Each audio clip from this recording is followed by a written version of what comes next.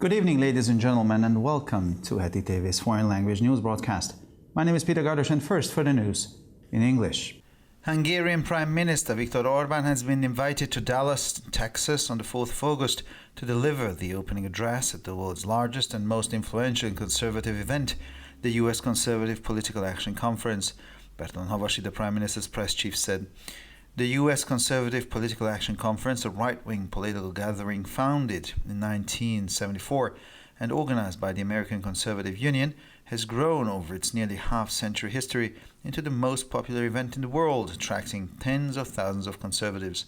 Viktor Orbán also addressed the first ever U.S. Conservative Political Action Conference in Europe at the Bálna in Budapest in May this year, where he presented, among other things, the 12-point recipe for the right's success that can be applied worldwide. U.S. President Joe Biden arrived in Israel on Wednesday and spoke at a brief press conference at Ben Gurion International Airport about the fight against anti-Semitism, the importance of Israel's integration into the Middle East, and the close ties between Americans and Israelis. At the airport, where he was received by Israeli Prime Minister Yair Lapid, Biden promised to fight anti-Semitism wherever it rears its head, while stressing the very close relationship between Israelis and Americans and saying that you don't have to be Jewish to be a Zionist. The president confirmed Lapid's announcement a few hours earlier that the two countries would also step up cooperation in scientific research and in the fight against climate change and the coronavirus pandemic. He also stressed that he would do his utmost to promote Israel's integration in the Middle East region. According to the Ukrainian president, Moscow's tactics consist of 5 points. According to Zelensky, the first tactical point is artillery. Part of the Russian offensive is to attack the homes of ordinary people, as they did in the Ukrainian capital Kyiv in the spring, said the president. Volodymyr Zelensky called missiles the second point of Russian tactics. During the war, Russia fired 2,960 missiles at Ukraine, he said. Russia's tactics are aimed at driving people out of our cities, said the president, adding that the third point of Russian tactics is to drive people out. The fourth point is economic shock. Zelensky cited the situation in Sri Lanka, where rising food and fuel prices have caused social discontent, as an example. According to the president, the Russian Federation is blocking Ukrainian grain exports, leading to a food crisis. And the fifth point of Russian tactics is propaganda, he concluded. Russian President Vladimir Putin will travel to the Iranian capital Tehran next week for meetings with Iranian President Ebrahim Raisi and Turkish President Recep Tayyip Erdogan, among others. Russian presidential spokesman Dmitry Peskov said this on Tuesday. He added that a meeting of the heads of state in Tehran will be held to discuss the Astana process aimed at facilitating a settlement in Syria. The visit is scheduled for the 19th of July. Peskov also said that bilateral meetings will be held in addition to the trilateral meeting. Here he recalled his statement the previous day that there was talk of an upcoming high-level meeting between Putin and Erdogan. This meeting will also be held in Tehran, said the spokesman. The form of a political settlement in Syria was initiated by Russia, Turkey and Iran, with representatives of the official Damascus and the Syrian opposition delegation taking part in the talks. 6 candidates advanced to the first round of voting for the leadership of the ruling British Conservative Party on Wednesday.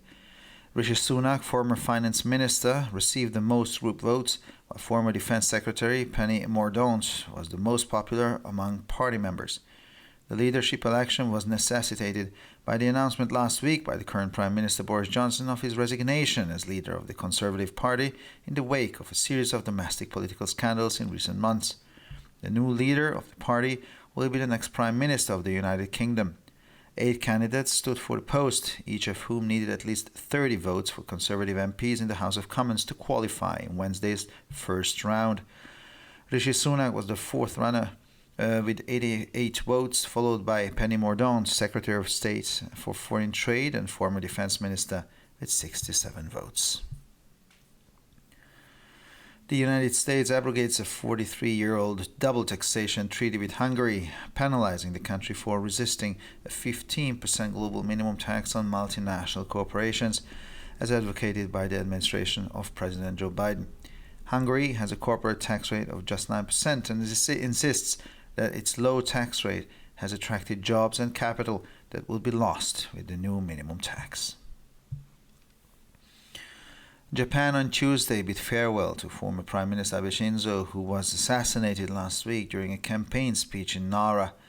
The memorial service was held in private ceremony at the Zodyai Buddhist shrine in Tokyo, attended by family and friends of the deceased.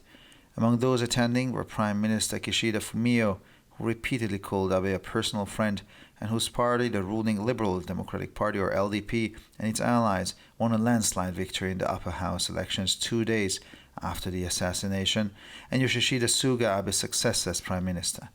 National Defense Minister Kishi Nobuo, Abe Shinzo's brother, has called the assassination an act of terrorism. And finally, for the weather, windy, mostly sunny, with occasional clouds is expected over the weekend. On Sunday, there will be a chance of isolated showers. The temperatures will average around 12 to 17 degrees Celsius in the morning and 29 to 32 degrees Celsius in the afternoon hours. For further information, please visit our websites at www.hettytv.com or breuerpress.com. So much for the news in English, and now we continue with the news in German.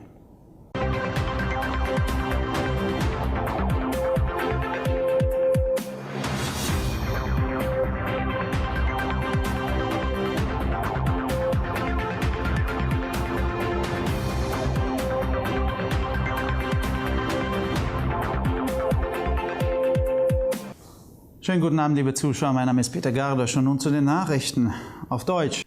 Der ungarische Ministerpräsident Viktor Orban ist für den 4. August nach Dallas in Texas eingeladen worden, um die Eröffnungsrede auf der weltweit größten und einflussreichsten konservativen Veranstaltung der US Conservative Political Action Conference zu halten, so Bertalan Havasi, Pressechef des Ministerpräsidenten. Die US Conservative Political Action Conference, eine 1974 gegründete und von der American Conservative Union organisierte rechtsgerichtete politische Versammlung, hat sich in ihrer fast ein halbes Jahrhundert währenden Geschichte zu einer der populärsten Veranstaltungen der Welt entwickelt und zieht Zehntausende von Konservativen an. Viktor Orban sprach im Mai dieses Jahres auch auf der allerersten US Conservative Political Action Conference in Europa in Balna in Budapest, wo er unter anderem das weltweit anwendbare 12-Punkte-Rezept für den Erfolg der Rechten vorstellte. US-Präsident Joe Biden traf am Mittwoch in Israel ein und sprach auf einer kurzen Pressekonferenz am internationalen Flughafen Ben Gurion über den Kampf gegen Antisemitismus, die Bedeutung der Integration Israels im Nahen Osten und die engen Beziehungen zwischen Amerikanern und Israelis. Auf dem Flughafen, wo er vom israelischen Premierminister Yair Lapid empfangen wurde, versprach Biden, den Antisemitismus zu bekämpfen, wo immer er auftaucht, und betonte gleichzeitig die sehr engen Beziehungen zwischen Israelis und Amerikanern und sagte, dass man kein Jude sein müsse, um Zionist zu sein. Der Präsident bestätigte Lapids Ankündigung von vor einigen Stunden, dass die beiden Länder auch die Zusammenarbeit in der wissenschaftlichen Forschung und im Kampf gegen den Klimawandel und die Coronavirus-Epidemie verstärken würden. Er betonte auch, dass er alles tun werde, um die Integration Israels in der Nahostregion zu fördern. Nach Ansicht des ukrainischen Präsidenten besteht die Taktik Moskaus aus 5 Punkten. Laut Zelensky ist der erste taktische Punkt die Artillerie. Ein Teil der russischen Offensive besteht darin, die Häuser der einfachen Leute anzugreifen, wie sie es im Frühjahr in der ukrainischen Hauptstadt Kiew getan haben, sagte der Präsident. Volodymyr Zelensky nannte Raketen als einen zweiten Punkt der russischen Taktik. Während des Krieges habe Russland 2960 Raketen auf die Ukraine abgefeuert, sagte er. Die Taktik Russlands zielt darauf ab, die Menschen aus unseren Städten zu vertreiben, sagte der Präsident und fügte hinzu, dass der dritte Punkt damit der russischen Taktik darin bestehe, die Menschen zu vertreiben. Der 4. Punkt ist der wirtschaftliche Schock. Als Beispiel nannte Zelensky die Situation in Sri Lanka, wo die steigenden Lebensmittel- und Kraftstoffpreise zu sozialer Unzufriedenheit geführt haben. Dem Präsidenten zufolge blockiert die russische Föderation die ukrainischen Getreideexporte, was zu einer Nahrungsmittelkrise führt. Und der 5. Punkt der russischen Taktik ist die Propaganda, schloss er. Der russische Präsident Wladimir Putin wird nächste Woche in die iranische Hauptstadt Teheran reisen, wo er unter anderem mit dem iranischen Präsidenten Ebrahim Raisi und dem türkischen Präsidenten Recep Tayyip Erdogan zusammentreffen wird, sagte der russische Präsidentensprecher Dmitri Peskov am Dienstag. Er fügte hinzu, dass ein Treffen der Staatsoberhäupter in Teheran stattfinden wird, um den Astana-Prozess zu erörtern, der eine Einigung in Syrien ermöglichen soll. Der Besuch ist für den 19. Juli geplant. Peskov sagte auch, dass neben dem trilateralen Treffen auch bilaterale Treffen stattfinden werden. In diesem Zusammenhang erinnerte er an seine Erklärung vom Vortag, wonach von einem bevorstehenden Treffen auf hoher Ebene zwischen Putin und Erdogan die Rede sei. Dieses Treffen werde ebenfalls in Teheran stattfinden, bestätigte der Sprecher. Die Form einer politischen Lösung in Syrien wurde von Russland, der Türkei und dem Iran initiiert, wobei Vertreter des offiziellen Damaskus und der syrischen Oppositionsdelegation an den Gesprächen teilnahmen. 6 Kandidaten sind am Mittwoch in der ersten Runde der Wahl um den Vorsitz der regierenden britischen konservativen Partei weitergekommen. Rishi Sunak, ehemaliger Finanzminister, erhielt die meisten Stimmen der Fraktion, während die ehemalige Verteidigungsministerin Penny Mordaunt bei den Parteimitgliedern am beliebtesten war. Die Wahl der Parteivorsitzenden wurde notwendig, nachdem der derzeitige Premierminister Boris Johnson in der vergangenen Woche seinen Rücktritt als Vorsitzender der konservativen Partei angekündigt hatte, nachdem es in den letzten Monaten eine Reihe von innenpolitischen Skandalen gegeben hatte. Der neue Parteivorsitzende wird der nächste Premierminister des Vereinigten Königreichs sein. 8 Kandidaten bewarben sich um das Amt, wobei jeder von ihnen mindestens 30 Stimmen der konservativen Abgeordneten im Unterhaus benötigte, um sich in der ersten Runde am Mittwoch zu qualifizieren. Rishi Sunak war mit 88 Stimmen der Spitzenreiter, gefolgt von Penny Mordaunt, Staatssekretärin für Außenhandel und ehemalige Verteidigungsministerin mit 67 Stimmen. Die Vereinigten Staaten kündigen ein 43 Jahre altes Doppelbesteuerungsabkommen mit Ungarn und bestrafen das Land für seinen Widerstand gegen eine globale Mindeststeuer von 15% für multinationale Unternehmen, wie sie von der Regierung von Präsident Joe Biden befürwortet wird. Ungarn hat einen Körperschaftssteuersatz von nur 9% und besteht darauf, dass ein niedriger Steuersatz Arbeitsplätze und Kapital angezogen hat, die durch die neue Mindeststeuer verloren gehen würden. Japan verabschiedete sich am Dienstag vom ehemaligen Premierminister Abe Shinzo, der letzte Woche während einer Wahlkampfrede in Nara ermordet wurde. Die Trauerfeier fand in einer privaten Zeremonie im buddhistischen Sodhyai-Schrein in Tokio statt, an der die Familie und Freunde des Verstorbenen teilnahmen. Unter den Anwesenden befanden sich auch Premierminister Kishida Fumio, der Abe wiederholt als persönlichen Freund bezeichnete und dessen Partei, die regierende liberal-demokratische Partei LDP, und ihre Verbündeten 2 Tage nach der Ermordung einen erdrutschartigen Sieg bei den Oberhauswahlen errangen, sowie Yoshihide Suga, Abes Nachfolger als Premierminister. Verteidigungsminister Kishi Nobuo, der Bruder von Abe Shinzo, bezeichnete das Attentat als terroristischen Akt. Und schließlich zum Wetter. Für das Wochenende wird windiges, meist sonniges Wetter mit gelegentlichen Wolken erwartet. Am Sonntag kann es vereinzelt zu Schauern kommen. Die Durchschnittstemperaturen liegen bei 12 bis 17 Grad am Morgen und zwischen 29 und 32 Grad am Nachmittag. Für weitere Nachrichten besichtigen Sie bitte unsere Webseiten www.ttv.com sowie www.breuerpresse.com. Ich bedanke mich für die Aufmerksamkeit und nun zu den Nachrichten auf Französisch.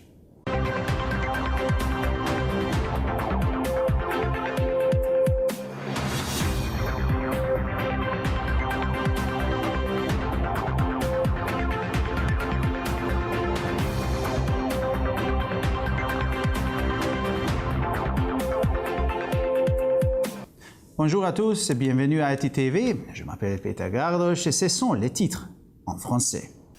Selon l'annonce faite par Bertolt Novacsi, presse de chef du Premier ministre hongrois, Viktor Orbán a été invité à Dallas, au Texas, le 4 août pour prononcer le discours d'ouverture de l'événement conservateur le plus important et le plus influent au monde, la conférence d'action politique conservatrice.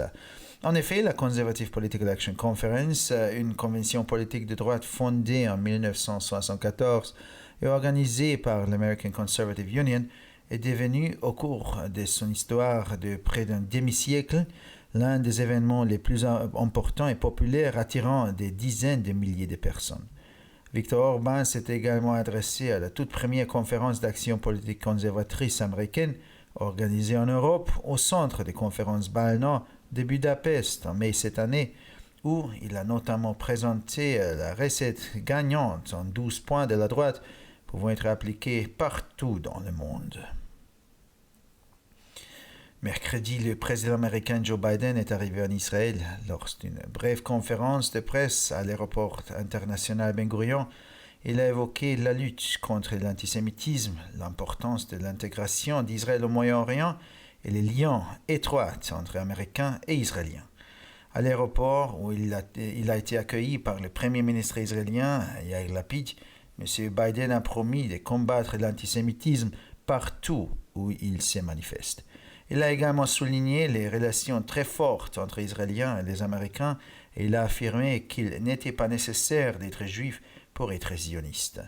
Le président a confirmé l'annonce faite par M. Lapid quelques heures plus tôt, selon laquelle les deux pays renforceraient leur coopération en matière de recherche scientifique et de lutte contre le changement climatique et l'épidémie de COVID-19.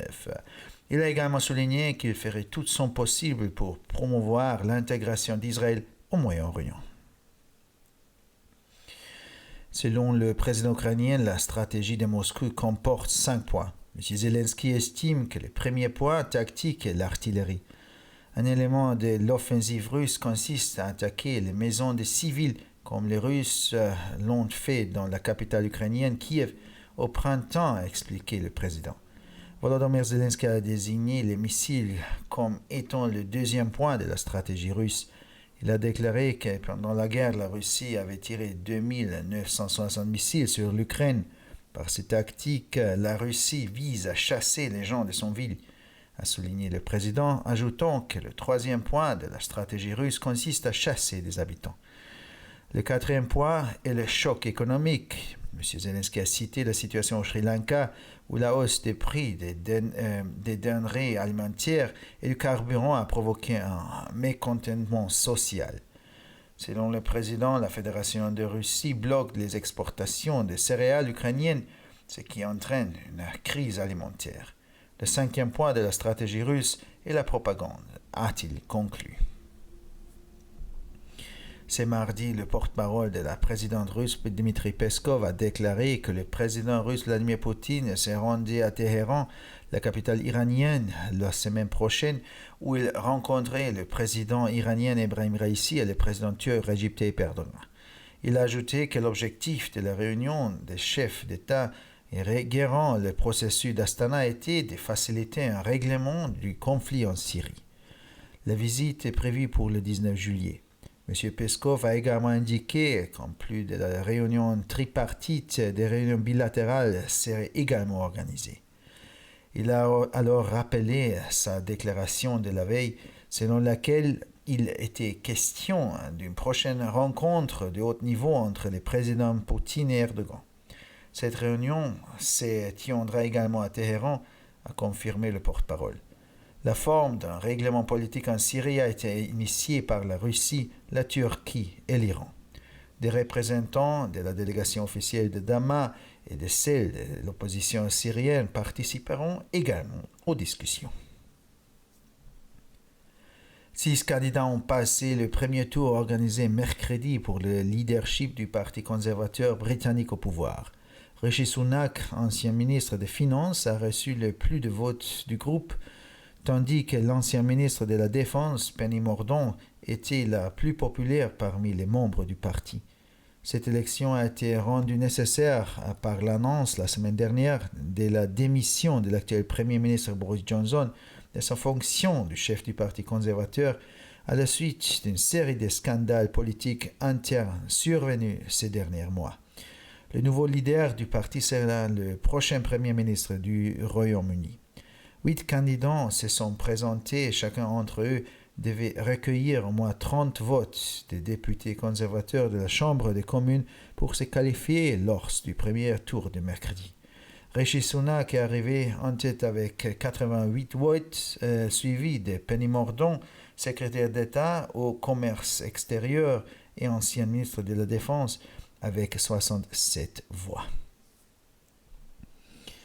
Les États-Unis abrogent le traité de double imposition qu'ils ont signé il y a 43 ans avec la Hongrie, pénalisant le pays pour sa résistance à l'imposition minimale mondiale de 15% sur les sociétés multinationales, telle que cela est préconisé par l'administration du président Joe Biden.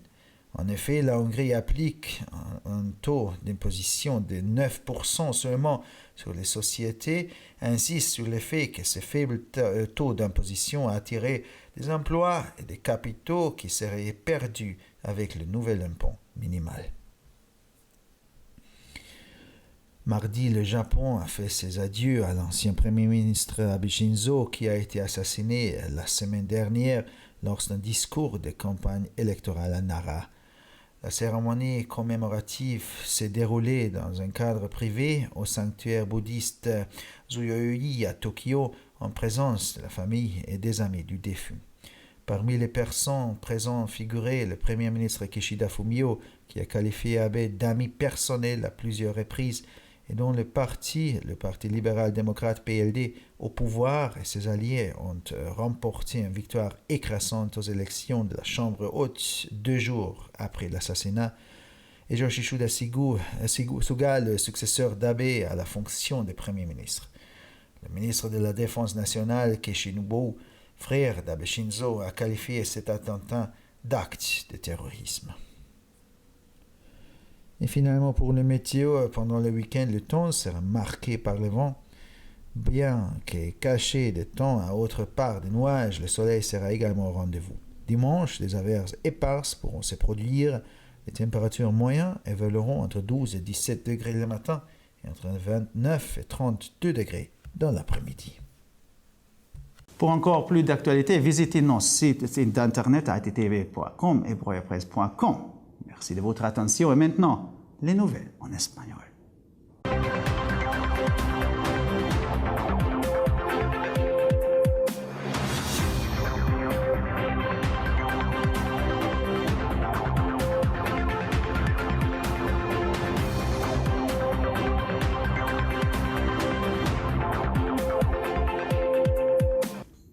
Buenas noches, damas y caballeros, y bienvenidos al programa de noticias en idiomas extranjeros de ETV. Mi nombre es Peter Gardos y estas son las noticias en español.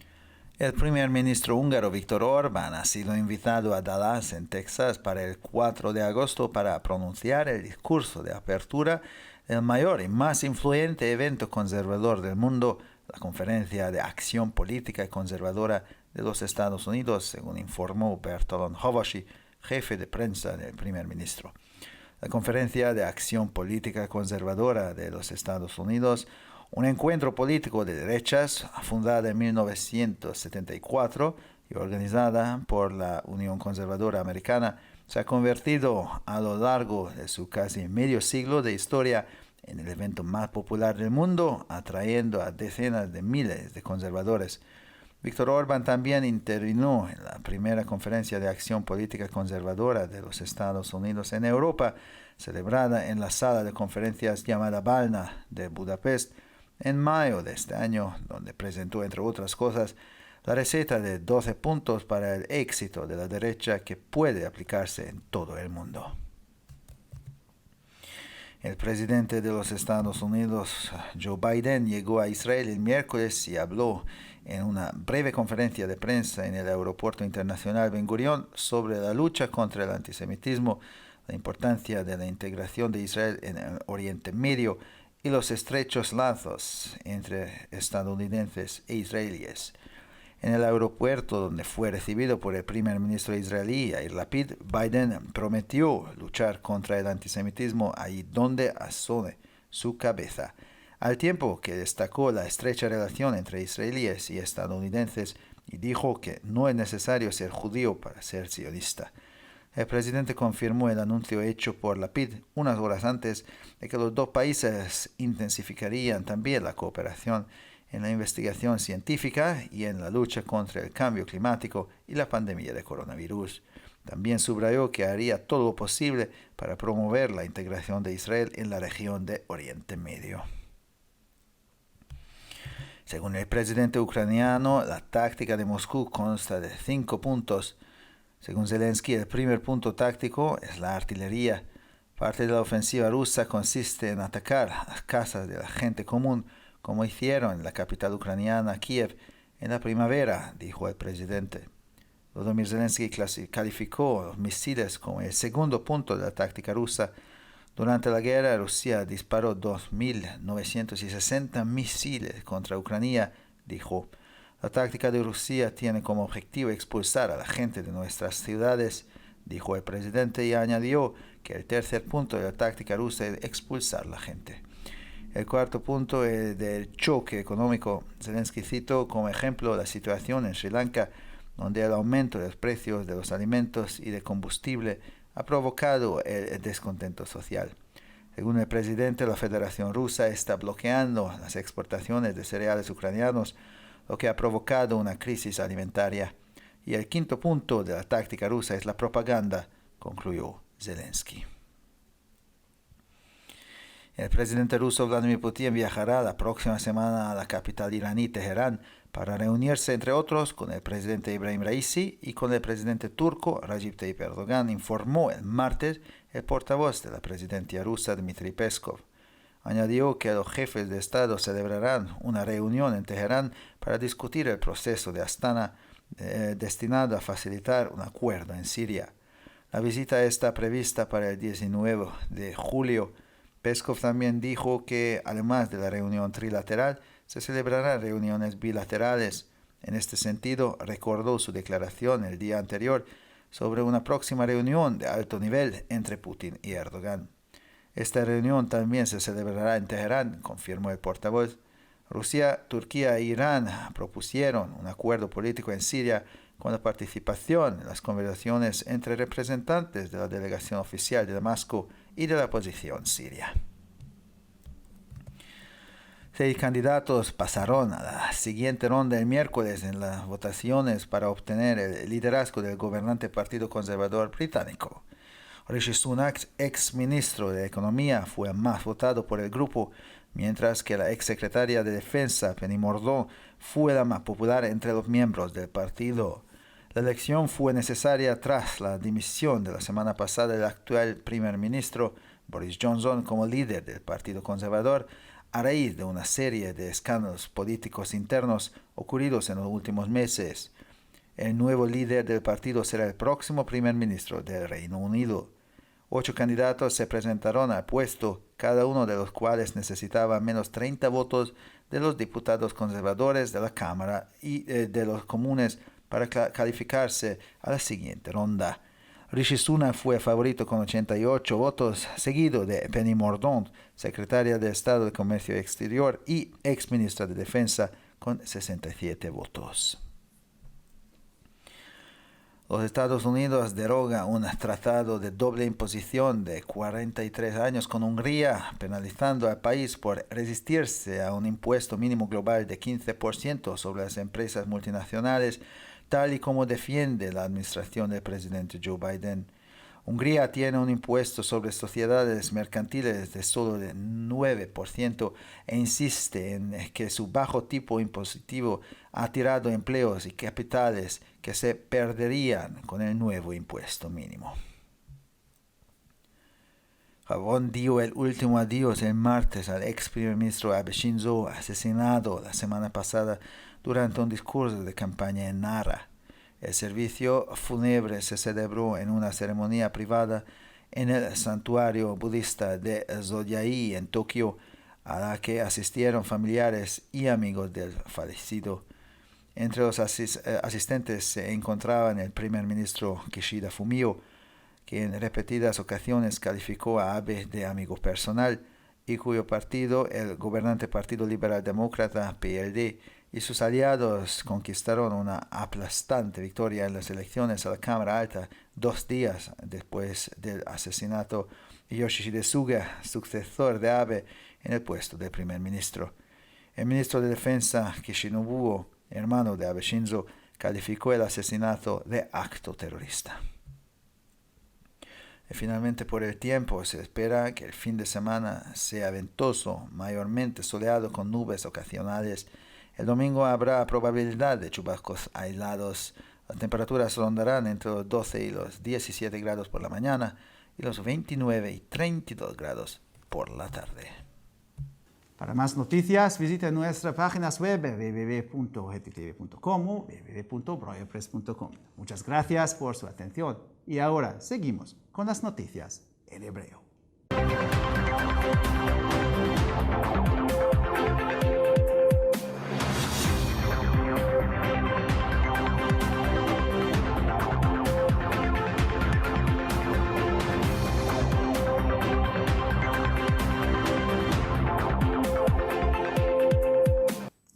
שלום וערב טוב, כאן ציפי בוכמן וילדבאום עם החדשות בעברית. ראש ממשלת הונגריה ויקטור אורבן הוזמן לדאלאס, טקסס, לשאת נאום פתיחה באירוע השמרני הגדול והמשפיע ביותר בעולם, ועידת הפעולה הפוליטית השמרנית האמריקאית ב4 באוגוסט. כך הכריז ברטל הנבשי, ראש לשכת העיתונות של ראש הממשלה. ועידת הפעולה הפוליטית השמרנית האמריקאית היא מפגש פוליטי ימני שנוסד ב-1974 ומאורגן על ידי האיגוד השמרני האמריקאי, ובמהלך ההיסטוריה של כמעט 50 השנים האחרונות האירוע הפך לאירוע הפופולרי ביותר, כשהוא מרגש עשרות אלפי שמרנים. ויקטור אורבן גם נשא נאום בוועידת הפעולה הפוליטית השמרנית האמריקאית, הראשונה שהתקיימה באירופה במאי השנה, בהיכל הלוויתן שבבודפשט. שם בין היתר הסביר את תוכניתו בת 12 נקודות להצלחת הימין, אותה לפי דעתו ניתן ליישם ברחבי העולם. נשיא ארצות הברית ג'ו ביידן הגיע לישראל ביום רביעי, ובמסיבת עיתונאים קצרה שהתקיימה בנתב"ג דיבר על המאבק באנטישמיות, חשיבות השתלבותה של ישראל במזרח התיכון והיחסים ההדוקים בין האמריקאים והישראלים. בשדה התעופה שם קיבל את פניו ראש ממשלת ישראל יאיר לפיד. הבטיח ביידן כי ייאבק באנטישמיות בכל מקום בה תופיע, במקביל הדגיש כי קיים קשר הדוק ביותר בין ישראלים לאמריקאים, והצהיר שלא צריך להיות יהודי כדי להיות ציוני. הנשיא אישר את הודעתו של לפיד כמה שעות קודם לכן כי שתי המדינות יחזקו את שיתוף הפעולה שלהן בתחום המחקר המדעי והמאבק בשינוי האקלים ובמגפת הקורונה. הוא גם הדגיש כי עשה הכל כדי לקדם את שילובה של ישראל באזור המזרח התיכון. לדברי הנשיא אוקראינה, הטקטיקה של מוסקבה מורכבת מ5 נקודות. לפי זלנסקי, הנקודה הטקטית הראשונה היא ארטילריה. חלק מהמתקפה הרוסית היא תקיפת בתים של אנשים רגילים, כפי שעשו באביב בבירת אוקראינה בקייב, כך אמר הנשיא. ולדימיר זלנסקי כינה את הטילים הנקודה השנייה של הטקטיקה הרוסית. לפי דבריו, במהלך המלחמה שגרה רוסיה 2,960 טילים לעבר אוקראינה. הטקטיקה של רוסיה מכוונת לגרש אנשים מהערים שלנו, כך הדגיש הנשיא והוסיף כי ההפחדה היא הנקודה השלישית של הטקטיקה הרוסית. הנקודה הרביעית היא הזעזוע הכלכלי. זלנסקי נתן כדוגמה את המצב בסרילנקה, בעליית מחירי המזון והדלק גרמה לאי שביעות רצון חברתית. לדברי הנשיא, הפדרציה הרוסית חוסמת את ייצוא הדגן האוקראיני, מה שמוביל למשבר מזון, והנקודה החמישית של הטקטיקה הרוסית היא תעמולה, כך סיכם זלנסקי. בשבוע שעבר יצא נשיא רוסיה ולדימיר פוטין לבירת איראן, טהרן, שם יפגוש בין היתר את נשיא איראן אברהים רייסי ונשיא טורקיה רג'פ טייפ ארדואן. כך הודיע ביום שלישי דובר נשיא רוסיה דמיטרי פסקוב. הוא הוסיף כי פגישה של ראשי המדינות המבטיחים את תהליך אסטנה, שמטרתה להקל על הסדר המצב בסוריה, תתקיים בטהרן. הביקור מתוכנן ל-19 ביולי. פסקוב דיבר גם על פגישות דו צדדיות בנוסף לפגישה המשולשת. כאן הוא הזכיר את הצהרתו מהיום הקודם, לפיה מדברים על פגישה בדרג גבוה בין פוטין לארדואן. הדיון הזה התקיים גם הוא בטהרן, כך אישר הדובר. את צורת ההסדר המדיני בסוריה יזמו רוסיה, טורקיה ואיראן. במשא ומתן השתתפו גם נציגי ממשלת דמשק ומשלחת האופוזיציה הסורית. 6 מועמדים עלו בסבב ההצבעות הראשון שנערך ביום רביעי במרוץ להנהגת מפלגת השלטון השמרנית הבריטית. שרת האוצר לשעבר רישי סונאק קיבלה את מרב קולות הסיעה, בעוד ששרת הביטחון לשעבר פני מורדנט היא הפופולרית ביותר בקרב חברי המפלגה. הבחירות המנהיגות נעשו הכרחיות בשל העובדה שראש הממשלה הנוכחי בוריס ג'ונסון הודיע בשבוע שעבר על התפטרותו מראשות המפלגה השמרנית בעקבות שורה של שערוריות פוליטיות פנימיות בחודשים האחרונים. המנהיג החדש של המפלגה היא ראש הממשלה הבא של בריטניה. 8 מועמדים התמודדו על התפקיד, ובסיבוב הראשון של יום רביעי כל אחד מהם היה צריך לקבל לפחות 30 קולות מחברי הסיעה השמרנית בבית הנבחרים כדי להתקדם. רישי סונאק הובילה עם 88 קולות, ואחריה מזכירת המדינה לסחר החוץ פני מורדנט, לשעבר שרת הביטחון עם 67 קולות. ארצות הברית מבטלת את האמנה בת 43 השנים למניעת מיסוי כפול עם הונגריה, ומענישה את המדינה על התנגדות למס המינימלי הגלובלי של 15% שהוטל על חברות רב-לאומיות, שבהן תומך הממשל בראשות הנשיא ג'ו ביידן. להונגריה שיעור מס חברות של 9% בלבד, והיא מתעקשת ששיעור המס הנמוך משך מקומות עבודה והון שילכו לאיבוד עם הצגת המס המינימלי החדש. לווייתו של ראש הממשלה לשעבר שינזו אבה, שנרצח בשבוע שעבר במהלך נאום קמפיין בנארה, נערכה ביום שלישי ביפן. טקס הפרידה נערך במקדש הבודהיסטי ג'וג'ושי בטוקיו, במעגל קטן, בהשתתפות בני משפחתו וחבריו של המנוח. בין המשתתפים היו ראש הממשלה קישידה פומיו, שכינה את שינזו אבה חבר טוב אישי מספר פעמים, שמפלגתו מפלגת השלטון הליברל דמוקרטית LDP ובעלות בריתה זכו בניצחון מוחץ שרץ בבחירות לבית העליון יומיים לאחר הפיגוע. בתור יושיט סוגה, יורשו של אייב כראש הממשלה, שר ההגנה הלאומי נובו קישי, אחיו של שינזו אבה, כינה את הפיגוע פעולת טרור. ועכשיו נעבור תחזית מזג האוויר. לקראת סוף השבוע צפויה הרבה רוח עם מזג אוויר בעיר ברובו. ביום ראשון ייתכנו ממטרים מדי פעם. הטמפרטורות חזיות להיות סביב 12 עד 17 מעלות בבוקר ובין 29 ל-32 מעלות אחר הצהריים. לחדשות נוספות, אנא בקרו באתרי האינטרנט שלנו, etitv.com או broyerpress.com. עד כאן החדשות, תודה שהייתם איתנו ושיהיה המשך ערב נעים ושבת שלום.